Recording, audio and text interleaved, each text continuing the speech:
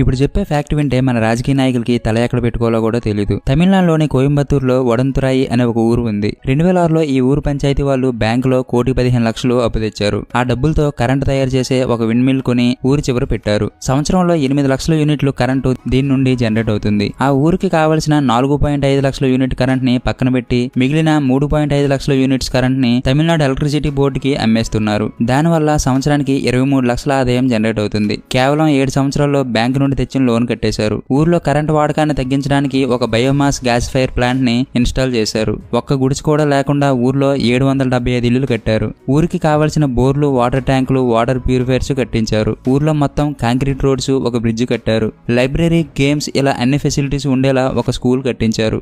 ఇంత డెవలప్మెంట్ కి మూల కారణం ఆ ఊరు ప్రెసిడెంట్ రంగస్వామి షణ్ముగం. ఒక ఊరు ప్రెసిడెంట్ ఎంత చేయగలిగితే ఒక రాష్ట్రానికి సీఎం అనుకుంటే ఎంత చేయగలడో ఊహించుకోండి. వీడియో నచ్చితే లైక్ చేయండి.